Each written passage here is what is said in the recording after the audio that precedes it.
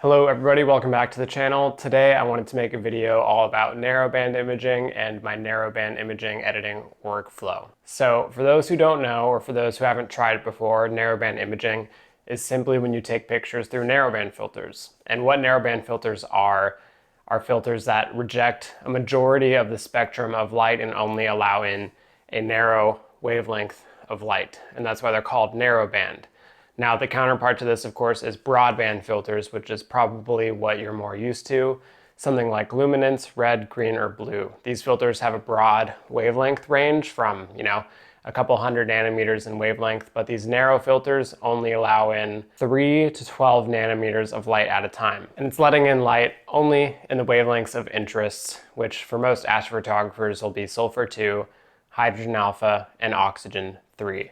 So these are what those filters actually look like. Here I have a full monochrome narrowband filter set. These bottom 3 filters here, you can see are very mirror-like in color compared to the top ones. And these are the narrowband set, HA, S2, and O3. And those are what let you actually capture narrowband images. Now, it's best to have a monochrome camera when you're capturing these, because if you're shooting in narrowband, it means you're not using all of the pixels on your sensor if you're only using a one-shot color. And this is because one-shot color cameras have red, green, and blue pixels, whereas if you're imaging in narrowband, you're only going to be looking at, for example, the color red very, very narrowly, or the color blue. So a bunch of the pixels on your sensor are going to be wasted, and it's best to just use monochrome.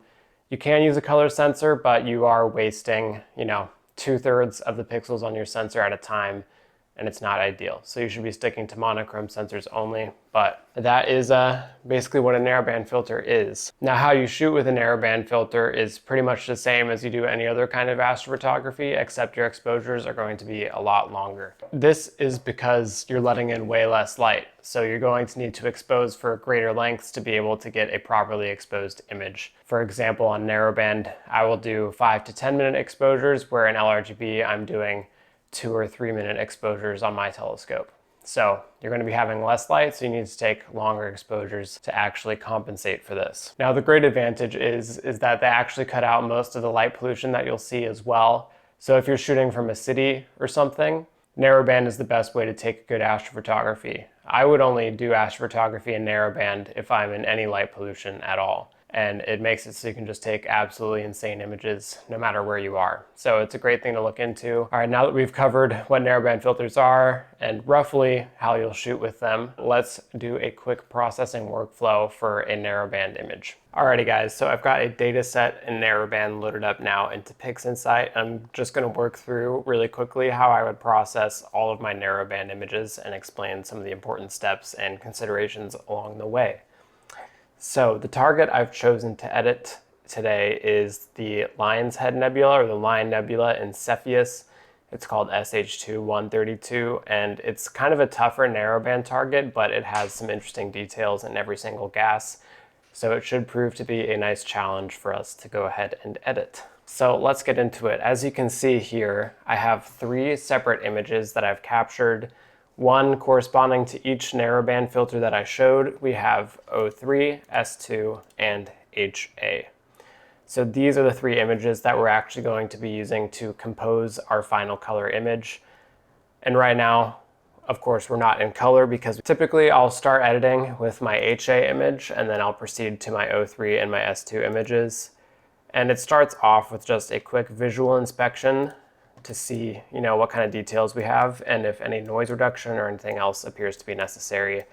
So for this image, it looks very clean, and honestly, I don't believe any noise reduction needs to be performed, so I'm going to avoid it for this image. Anytime you can afford to avoid noise reduction, you should always avoid doing it, because it's going to kill your details inevitably in some way. So I just recommend staying away from it to start. Considering this, the first thing we're actually going to do is stretch the image, because currently it is in a nonlinear state. So that's how the raw data looks. Obviously, we want to get it to where there is actual data in the image. So it's just like an LRGB image. If you're familiar with editing those, we're going to have to stretch it.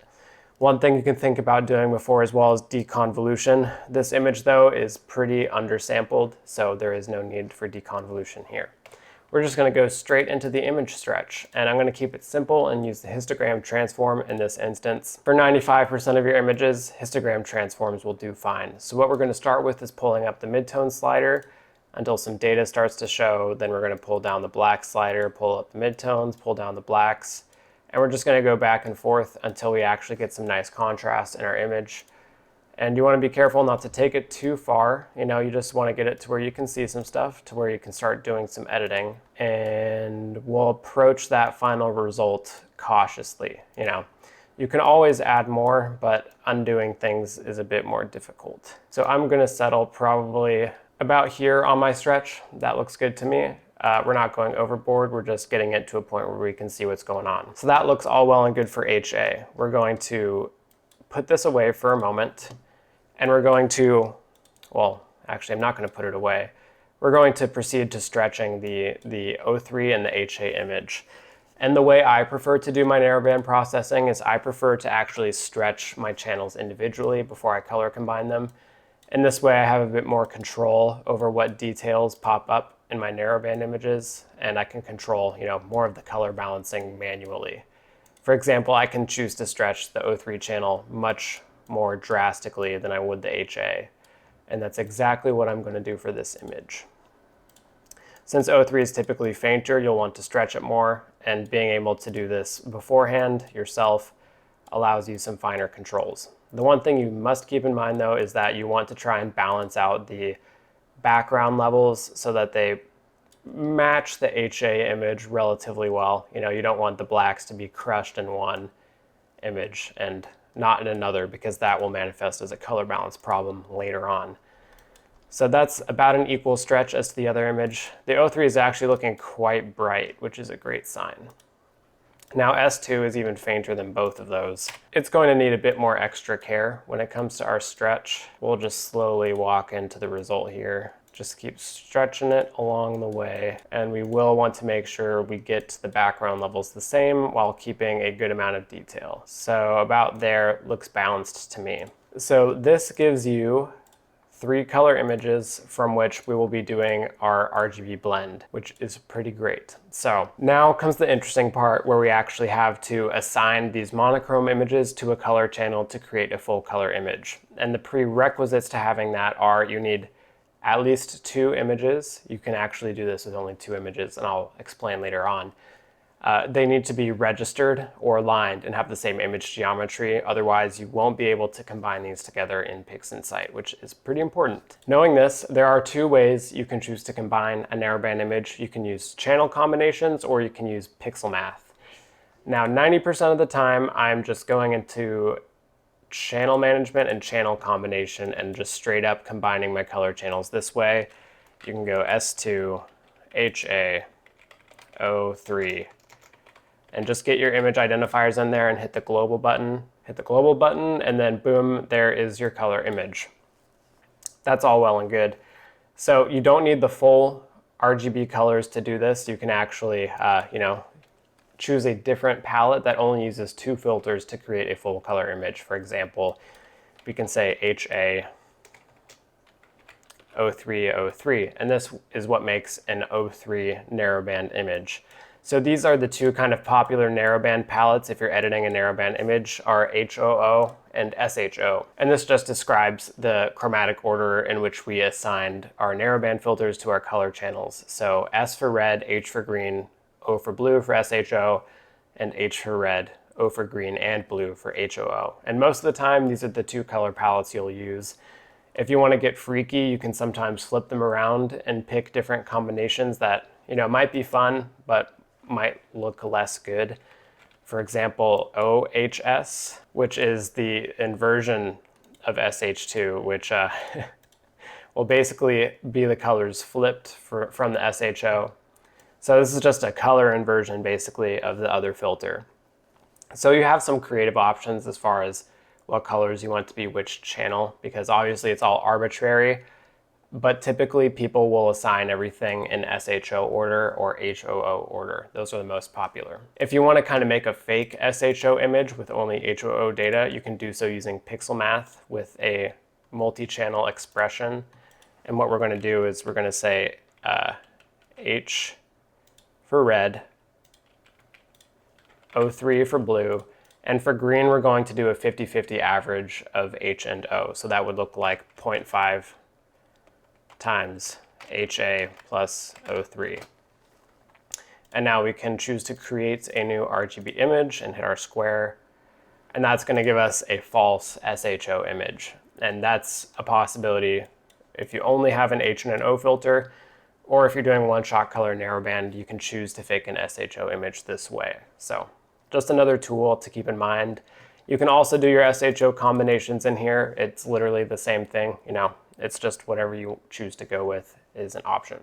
So for this image, we're going to proceed forward with the SHO. I'm just going to kill pixel math channel combinations. We're going to get rid of HOO, and we're going to proceed forward with the SHO image. Now, the first thing that you may see with the SHO image is that the stars look pretty magenta, and this is just an artifact of us having to stretch the S channel and the O channel harder, which means it reflects a bit more in the highlights, casting them in a magenta tone, which is not the greatest thing in the world, and we're going to want to try and fix that. There are a couple ways, and I'll describe those to you now. The first fun way, which I don't typically do, but is pretty interesting, is you can use SCNR to kill the color magenta. Interestingly, magenta is the opposite of the color green, so we can use this tool which deletes green to delete magenta just by doing a simple inversion, hitting Control-I and inverting our data, and then just running SCNR. We'll kill all of the green in the inverse image, and then when we re-invert it, all of the magenta is gone. Now that's great, except for the fact that sometimes you actually have magenta in the photo you didn't want to get rid of, and you just deleted absolutely all of it, and it's going to lead to your colors being washed out when you go to actually edit your image, which isn't great. And it's the same case when you're running SCNR on just the normal image. You're going to delete all your green, which can be a bad thing because sometimes you may want to choose to keep a little green later on. So what I'm going to do instead is I'm going to use star deletion to get rid of all of the stars. That way we can choose our colors for the stars later on, and we'll just make them all white right now. So I'm going to duplicate our image, then I'm going to drop an instance of StarNet2 on it, and that's just going to kill all of the stars. All right, now that we have gone ahead and deleted all the stars, what we have is a lovely SHO starless image, which is pretty neat. We've also got these two really crazy looking planetary nebula inside this image, which is just awesome. So what we're going to do from here is we're actually going to save this. We're going to save this image as starless SHO, and we're going to use this for editing later on. And the other thing we are going to do here is we're going to take our SHO image with stars, our starless image, and we're going to use the image with stars as our luminance layer. So what we're going to do here is grab LRGB combination. We're going to take this image with stars. We're going to extract its luminance so that we have all of the brightness detail from this image with stars. We're going to take this image, which is image 4_L here, and we're going to substitute it as the luminance data for our starless image. And what that's going to do is drop in our stars, but they're not going to retain any of the star color from the last image. So all the stars are going to be monochrome, or just assume the background color, which will kill pretty much all of the magenta that was popping up earlier, while still keeping any magenta that was actually in the nebula. So this is just the approach that sometimes I'll do, but you can see here, magenta stars are all gone. There is some residual magenta left, but that's totally fine. Sometimes you want the star halos to have a bit of color. And now we have something that we can proceed forward with the edit. So I'm going to call this SHO with stars. And at this point, since I'm not doing any noise reduction, deconvolution, or anything else, I proceed forward now into Photoshop because there's nothing left for me to do in pixinsight. All right, now we are in Photoshop, and now we can start to edit an image and blend together our starless and star images. So first off, I'm going to Command A to copy, or Command A to select, Command C to copy, and we're going to paste the starless image on top of the image with stars. And this is just the process I use to do star de-emphasis. So we're going to take this image, paste it on top here in the layers. We're going to duplicate our background layer, pull it to the top, switch its blend mode to lighten, and then I'm going to do curves on this to make it darker. And this is going to be the tool by which I do my primary star de-emphasis. We don't want to get rid of all of the stars, we just want to make a bit of them smaller. So, they have less emphasis on the nebula and other parts of the photo.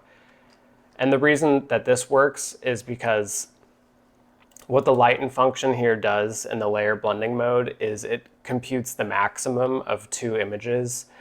So if we are looking at the maximum of this image with stars to this image without stars, obviously wherever there are stars, it's going to take the max, which has the stars. And we can control their size by changing how bright they are, and thus how many of them make it to the image. The problem is it's going to look a bit weird on some of these bright stars, so we're going to create a layer mask, and we're going to get our paintbrush here, and we're going to reduce its effect on some of these brighter stars just so that they don't clip as weirdly. Anytime we see a bright star with a weird dark halo, we're going to axe this transformation out. And for a nebula like this, I would even consider doing something a bit weird that some people may frown upon, which is just make the whole nebula itself starless. So I would copy this starless layer again to the top, paint bucket black for a mask, and paint in on top of the Lionhead Nebula exactly where I want stars to be and where I don't want stars to be. And that will just help bring a bit of emphasis to the nebula. Again, you could choose to not do this because some people would morally frown upon that, but it's an option to help show you a bit more of the details that are actually in the nebula. So once we're satisfied with a light starless blend, we've knocked back some of the stars. What we're going to want to do is improve the contrast in this image since it's pretty washed out. So to do that, I'm just going to hit it with some curves. We're going to duplicate the layer and hit Control M, and from here I can choose to drop down the blacks and get a bit better contrast for the photo. Something like that looks a bit good to me. You may notice there is a bit of a color gradient popping up.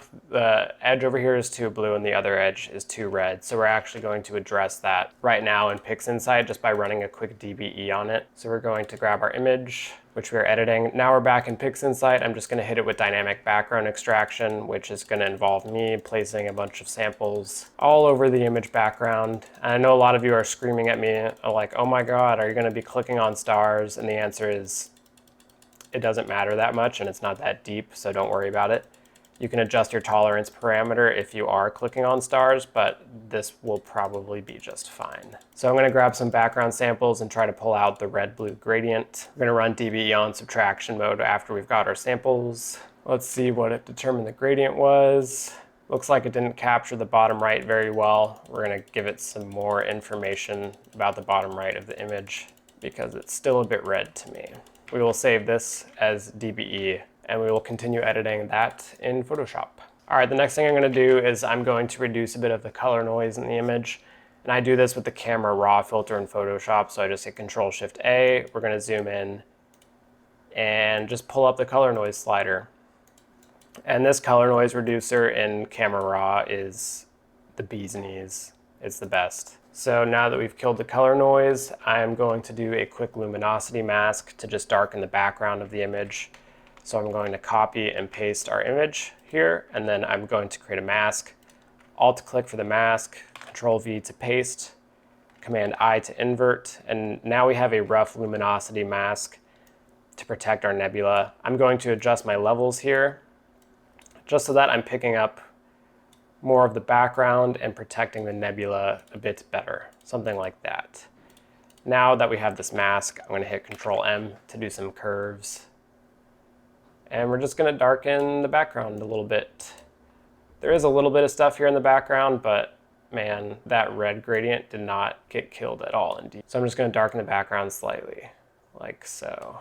Now one thing I am going to do that's a bit different is I've taken this HA starless image here that you can see, and I'm going to use it to recover a bit of the detail in the background, because obviously it's a bit washed out now that we've darkened it, and I can use this HA channel with this faint background detail to actually recover some of those interesting details that are only in the hydrogen channel. So here if I drop this in, I can switch its blend mode to lighten, and I can hit Command B to kind of change its color.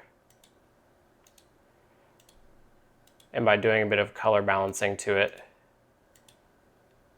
we can make parts of the background retain some of this extra hydrogen information, like so. So just with a quick color balancing to our monochrome image, I can add a bunch of HA into the background.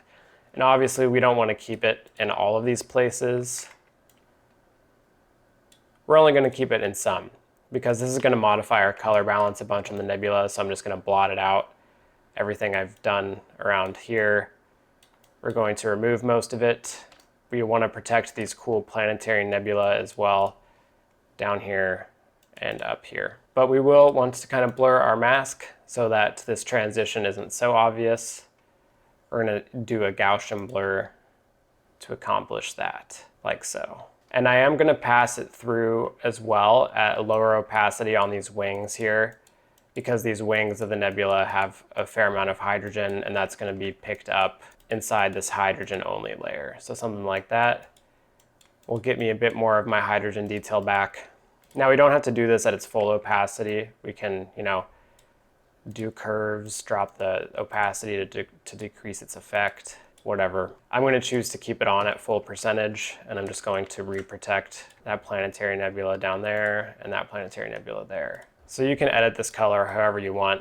Again, it's narrowband, so you've got some freedom creatively as to all the things you can choose to do with it. All right, so now that we've blended in the hydrogen back from the original monochrome image, we've got a bit more detail going on in the background than we had originally, which is pretty great. This is pretty close to a finished image. There are some minor adjustments you can make from this point as far as curves. I might choose to make this image a little darker in the background again and just protect the lion's head with the mask. So just bring a bit more emphasis to the lion head itself. We could do a bit of detail enhancement. One way I like to do that is by using the starless image. I will paste it on top of the original image. I'm going to desaturate it so it doesn't impact our color. I'm also going to improve the contrast a bit. We're going to switch its blend mode to overlay, and then we're going to apply a high pass filter upon this. And by changing its radius, we can change what size of detail we can choose to enhance. So the smaller the radius, the more it's going to enhance small scale detail. The larger the radius, the more it's going to go for the large scale detail.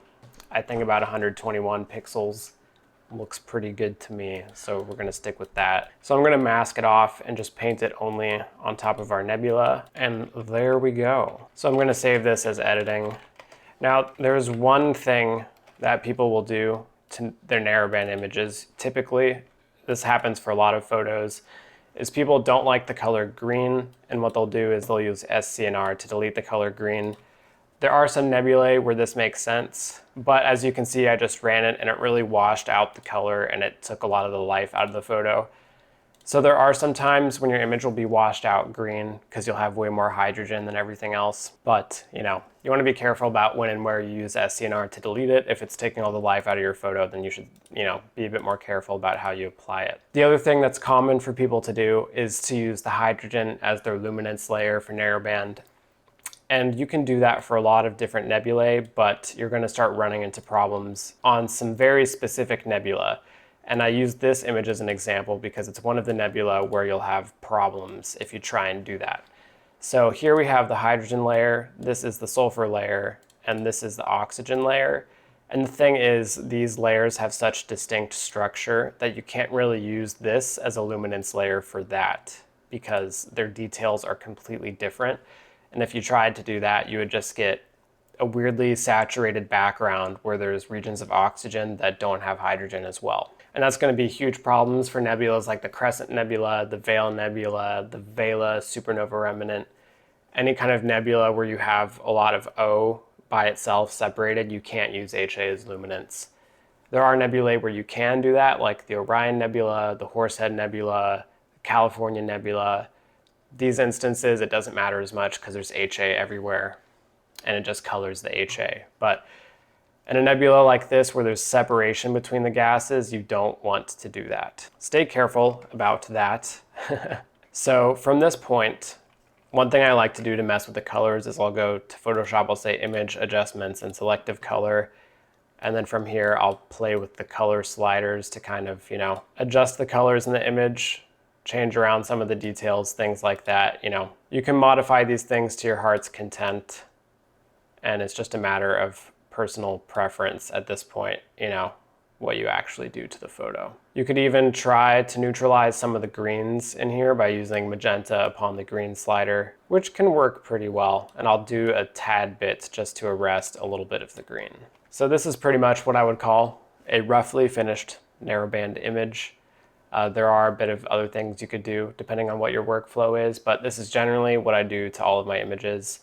I have my 3 color channels, I stretch them, I combine them, and then I do a little bit of color saturation, and that's pretty much it. I don't do a lot to my photos. Other than this, I try and get as much good data as I can to start with, and then let the data do the talking. You don't want to go too far with your photos, and you don't want to make your photos something that they're not. So I would stay away from noise reduction most of the time, shoot more data. That's what would be my suggestion to you for noise reduction. Shoot more data and you'll get better photos. I hope you guys found this helpful for editing narrowband images. I do this to literally almost all of my photos. So these are the trade secrets. Shoot good data, stretch it. But yeah, I hope you guys found this helpful, and I will catch you in the next video.